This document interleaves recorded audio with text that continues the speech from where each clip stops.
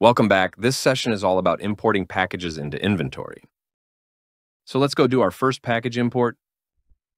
We've got a list here. I'm going to go ahead and remove it. And now I'm going to just download a small section. So we have a license here. You can't see it. It's just private. And then we have a date range. And then we have the download button.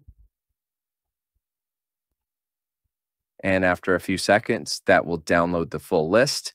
And then you can intake the list of items. And keep in mind, we have multiple pages on this list. This bar indicates how far we've gone. If we move to the next page, you see the bar increase.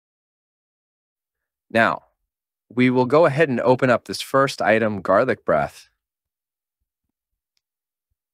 And we see a fair amount of information filled out for it. It's got a default location of the front, and we're accepting it in as grams. If we accept it in as different measurement types, if that's allowed, we can then convert this into different quantities and provide it as pre-weighed amounts. It assigns the quantity that we're taking in. So if you're going to change the conversion, you're going to change the quantity. And in reality, if you already have an item that exists in your system, then all you need to do is change the cost, press assign, press complete package. But we see we have an indicator here that says no price. So this is the first time we are bringing in garlic breath. It's already been assigned a department and a type automatically. What we need to do is put in a price lookup. The cost is later determined by the average cost of goods that we're bringing in. We will discuss that in another video. So if you have something like Blue Dot or some kind of pricing category that you would assign garlic breath to that price lookup. This is also another feature we'll discuss in more detail in another video. But if I assign Blue Dot, I'll save it. And we'll see that there's a tier pricing. So this is a feature that we'll discuss in another video.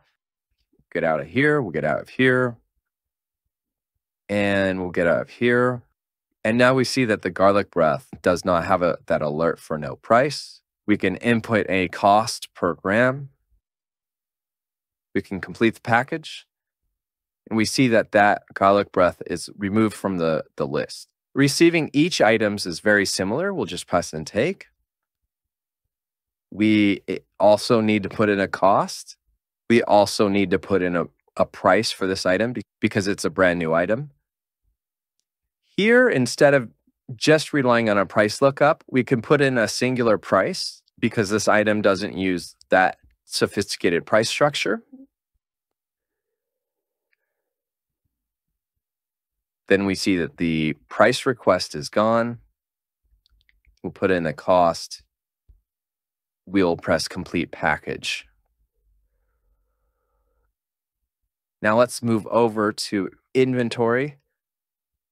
Then we have these two items in our inventory. The Hush Infused and garlic breath. This is a particular instance of this package. We also have a catalog. And if we look at the catalog, we think of the catalog, as your menu. If you were to compare it to something like a food menu at a restaurant, you would have the hamburgers. You always have hamburgers on the menu. There's never a time when you don't have hamburgers on the menu. But you might not have any hamburgers in stock. That's what inventory is. This indicates the actual hamburgers you have in stock.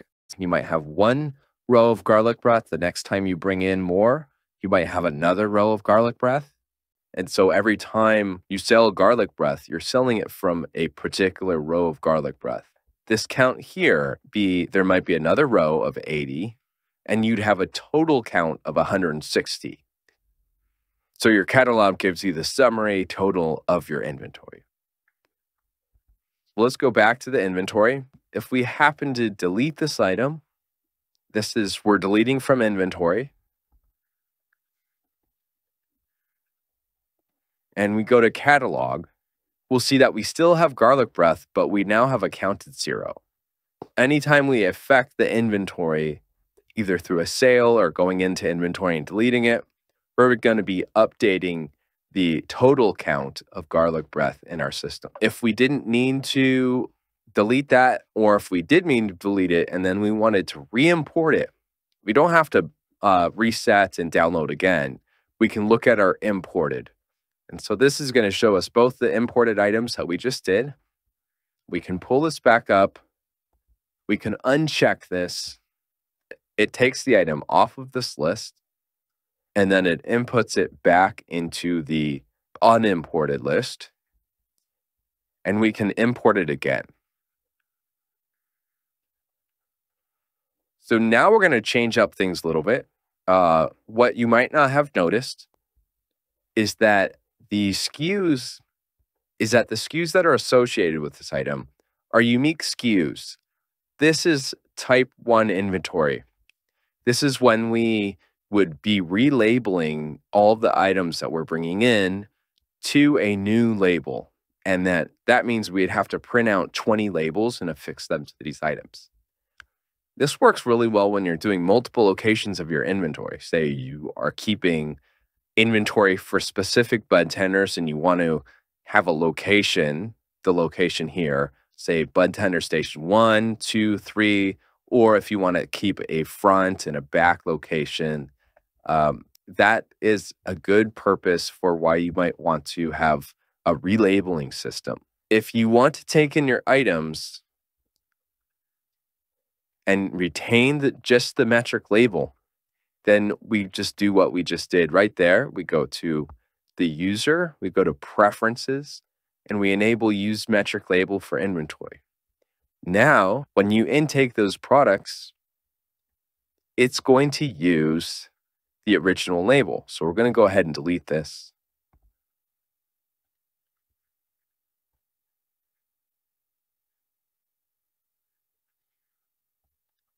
And we're going to do garlic breath again. We've got 80.5. We're going to put in a cost. We're going to press assign, complete package. Now it pulls up an inventory screen because we're only using a one-to-one relationship. So we bring in that package and we've just got one inventory item. It gives us this prompt and we can make a change. We can maybe set the color. And we'll show you in a little bit how when we scan this label here, it's going to indicate on the transaction that this item is of this color. And so if we bring in this item again, if we bring in garlic breath a second time, we might assign it a different color. And in this way, we can help make sure the bud tenders aren't scanning an item twice if they have two packages that are out of different batches. So they might have two garlic breaths, and one could be from this 1840, and another could be from a different batch ending in 9240. We want to make sure that they don't scan that twice, and this really helps bring that home to them. Okay, so we intook garlic breath. Then we can intake this item. This is an item that we didn't look at before, but we'll go ahead and input a price here. Now it's got a price. We'll input a cost. And we've got this set up. So we'll press complete package. It brings up this window just like we experienced before. We can assign a color to it. If we have little color stickies, we can put them on the package.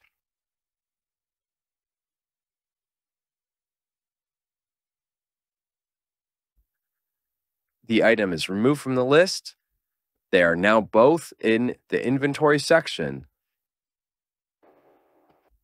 They are also both in the catalog. Pulling this up, we see garlic breath happens to be at the top. Then we'll type in saucy. And we see saucy here.